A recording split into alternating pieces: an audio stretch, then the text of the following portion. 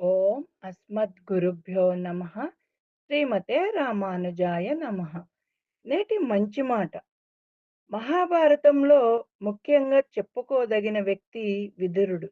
గొప్ప జ్ఞాని, నీతి కోవిదుడు. సామర్థ్యం ఉన్న పదవుల కోసం ఆశపడలేదు. ధృతరాష్ట్రుడికి సోదరుడిగా, మంత్రిగా తగు సలహాలిస్తూ నీతి మార్గంలో ముందుకెళ్లారు. దుర్యోధనుడు పుట్టినప్పుడు దుశ్శకునాలను గమనించి ధృతరాష్ట్రుడితో, మహారాజా, ఇతడు కుల అంతకుడు అవుతాడు, ఎక్కడైనా వదిలిపెట్టి రండి అని నిర్మోహమాటంగా చెప్పారు. పుత్రప్రేమతో ధృతరాష్ట్రుడు విదురుడి మాట వినలేదు. కౌరవులు పెరిగి పెద్దవారయ్యాక మహాక్రూరంగా తయారయ్యాడు. భీముడికి విషం పెట్టి చంపేయాలన్న వారి దురాలోచనను ధృతరాష్ట్రుడు వారించలేదు. లక్క ఇంటికి నిప్పు పెట్టించాలన్న పన్నాంగం విదురుడికి తెలిసింది. కాబట్టి పాండవులను ఆ విపత్తు నుండి తప్పించగలిగాడు. జూదం వద్దని ధృతరాష్ట్రుడికి చెప్పాడు. నిండు సభలో ద్రౌపదిని అవమానించవద్దని బతిమిలాడారు. ధృతరాష్ట్రుడు ఏదీ వినలేదు.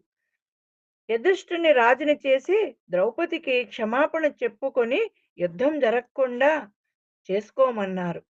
పుత్ర వ్యామోహం, రాజ్యకాంక్ష అడ్డొచ్చి మొహమాటం లేకుండా విదురుడి మాటను తిరస్కరించాడు ధృతరాష్ట్రుడు. ధృతరాష్ట్రుడు మనసెరిగిన విదురుడు, రాజా, మితిమీరిన స్వార్థం మనిషిని అగాధంలో పడేస్తుంది. ఎర కోసం ఆశపడి మింగే ప్రయత్నం చేసిన చేప ఆ గాలానికి తగులుకొని విలవిల్లాడుతుంది. అయోగ్యుడైన రాజు పాపకృత్యాలతో రాజ్యాన్ని సర్వనాశనం చేయగలడు. ఇది గుర్తించుకుంటే నీకే మంచిది అని చెప్పారు విదురుడు. ఎప్పటిలాగే ఆ మాటల్ని పెడచెవిన పెట్టాడు ధృతరాష్ట్రుడు. చివరికి యుద్ధం జరిగింది.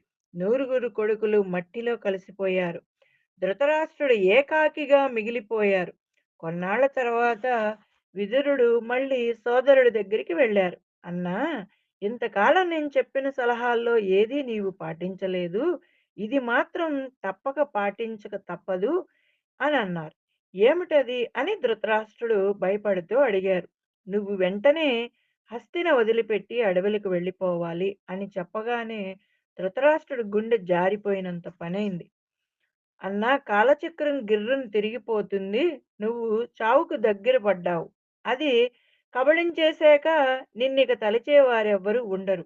నీ కొడుకులందరినీ మట్టిపెట్టిన భీముడి చేత ముద్ద తింటున్నావు. కనుక నీ అంతట నువ్వే వీటన్నిటినీ నుంచి బయటపడాలి.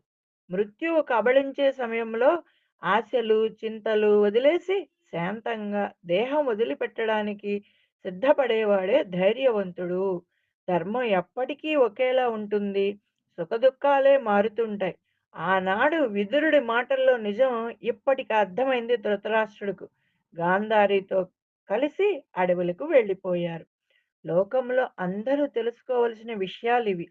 మనిషి రూపాన్ని నాశనం చేసేది ముసలితనం. ప్రాణాన్ని నాశనం చేసేది మరణం. ధర్మాన్ని నాశనం చేసేది ఈర్ష్య. బంధాలను నాశనం చేసేది క్రోధం.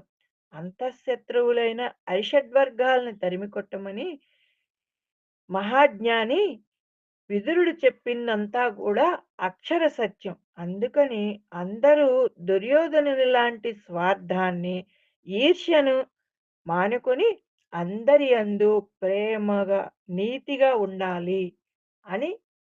జై శ్రీమన్నారాయణ.